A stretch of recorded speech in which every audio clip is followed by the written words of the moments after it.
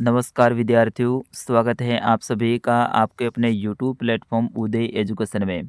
आज के इस वीडियो में लेके आया हूँ अर्धवार्षिक परीक्षा सत्र 2024-25 की दृष्टि से इम्पोर्टेंट कक्षा 9वीं का राजस्थान का स्वतंत्रता आंदोलन और शौर्य परंपरा विषय का पेपर, जो कि आप सभी विद्यार्थियों के लिए 23 दिसंबर को होने वाला है। वो बिल्कुल रियल पेपर साबित होने वाला है और इस प्रश्न पत्र में से आपके एग्जाम में सीधे ही ऐसे के ऐसे प्रश्न पूछे जाएंगे। तो विद्यार्थियों, इस प्रश्न पत्र को अंत तक देखिए, इसे हो सके तो ज़्यादा से ज़्यादा शेयर और लाइक करें। कुछ विद्यार्थी क्या करते हैं, वीडियो को पूरा देखते नहीं है, उनसे पहले ही कमेंट करने लग जाते हैं कि फेक पेपर। तो वे विद्यार्थी इस वीडियो को ना देखें। जो पढ़ने वाले विद्यार्थी हैं, जिनको अच्छे से तैयारी करनी है, वही इस वीडियो को देखें। और विद्यार्थियों, मैं पूरी गारंटी के साथ में कहता हूँ, काफ़ी प्रश्न इस वीडियो में से आपके एग्जाम में सीधे आएंगे। तो इस वीडियो को अंत तक देखें और प्रत्येक प्रश्न में अंत उत्तर सहित आपको बताने वाला हूँ। चलिए, पहला प्रश्न है, 1857 की क्रांति के समय उदयपुर रियासत का शासक कौन था? तो विद्यार्थियों, इसका सही आंसर होगा आपका ऑप्शन नंबर स, स्वरूप सिंह। फिर उसके बाद में दूसरा प्रश्न है, राजस्थान में स्वतंत्रता आंदोलन के दौरान आज़ादी के दीवाने पुस्तक किसने लिखी? आज़ादी के दीवाने पुस्तक किसने लिखी, ये आपको बताना है। ऑप्शन आपके सामने है। तीसरा प्रश्न है, मारवाड़ लोक परिषद की स्थापना कब हुई? तो ये हुई थी 1938 में। ऑप्शन नंबर द इसका सही आंसर। फिर उसके बाद चौथा प्रश्न है, मेरवाड़ा बटालियन का मुख्यालय कहाँ स्थापित है? तो इसका सही आंसर होगा अजमेर। मेरवाड़ा जो कि बटालियन थे, इसका मुख्यालय ब्यावर में। ऑप्शन अ इसका सही आंसर। पांचवा प्रश्न है, जैसलमेर प्रजामंडल की स्थापना किसने की? तो विद्यार्थियों, इसका सही आंसर होगा मीठालाल व्यास ने की थी। किसने की थी? मीठालाल व्यास ने। फिर उसके बाद में आपके छठा प्रश्न वेरी वेरी मोस्ट इम्पोर्टेंट है, संविधान निर्मात्री सभा में बीकानेर के प्रतिनिधित्व के रूप में किन्हें भेजा गया, यह आपको बताना है।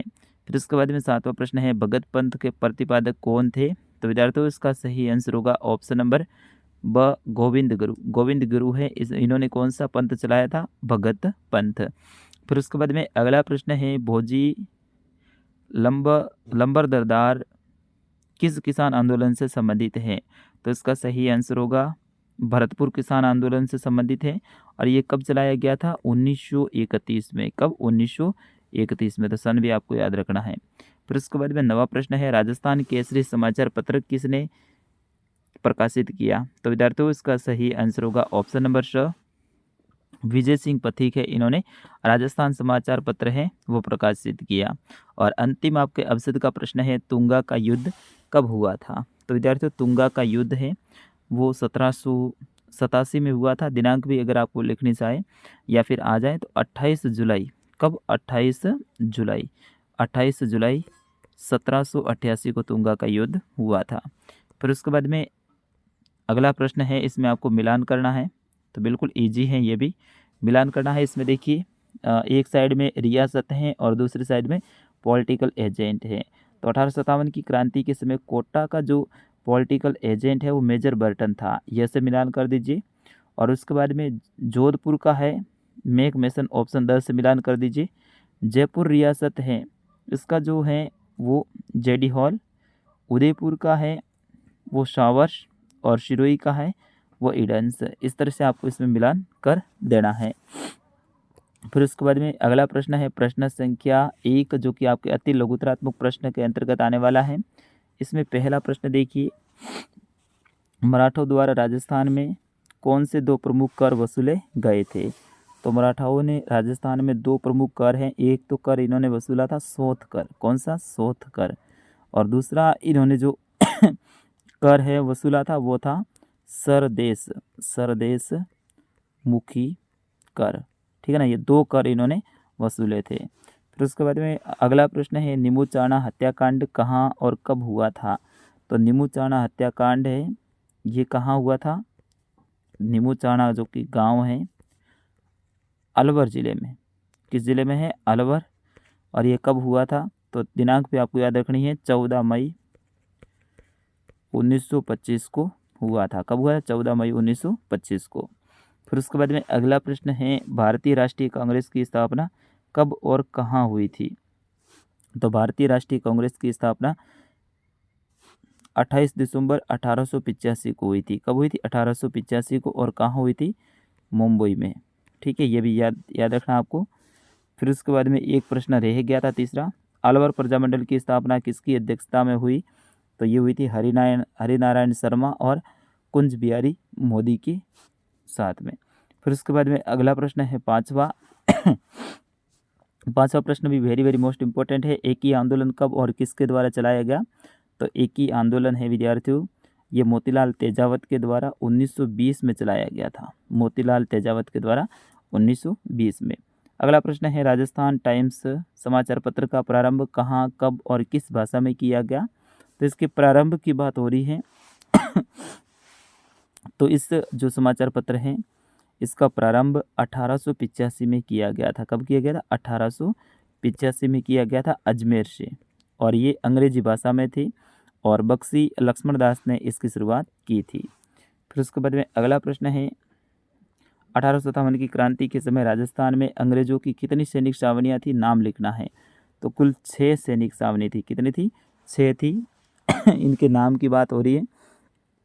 तो एक पहले नंबर पे ब्यावर, फिर खेरवाड़ा, नीमच, एरनपुरा, देवली, नसीराबाद, ये 6 सैनिक छावनियाँ थी। 8वां प्रश्न है स्वतंत्रता आंदोलन के दौरान राजस्थान में हुए किस किसान हत्याकांड को की तुलना गांधी जी ने जलियांवाला बाग हत्याकांड से की है? यहाँ पर गांधी जी के द्वारा पूछा गया है, तो ये होगा आपके नीमूचना हत्याकांड। कौन सा? नीमूचना हत्याकांड, जो कि अलवर में हुआ था। और अगर डायरेक्ट पूछ लिया जाए कि राजस्थान का जलियांवाला बाग हत्याकांड किसे कहते हैं, तो कहते हैं मानगढ़ को। किसको कहते हैं? मानगढ़ नरसंहार को। और ये कब हुआ था? ये हुआ था 1913 को। यानी जलियांवाला बाग हत्याकांड हुआ उससे भी पहले ये मानगढ़ नरसंहार मानगढ़ बांसवाड़ा डूंगरपुर में हुआ था। फिर उसके बाद में आपका खंड आता है ब। इसके अंतर्गत पहला प्रश्न है मेरवाड़ा प्रजामंडल आंदोलन पर प्रकाश डालिए। फिर उसके बाद में दूसरा प्रश्न 19वीं सदी में राजस्थान में हुए भील विद्रोह के कारणों को रेखांकित कीजिए। तो इनमें कारण तो खूब सारे थे। प्रमुख कारण है वो था अंग्रेजों की दमन करने की नीति। दूसरा था अंग्रेज सरकार में जो आदिवासियों का क्षेत्र है उसकी हड़पने की जो भावना थी उसको देखते हुए ये आंदोलन हुए थे।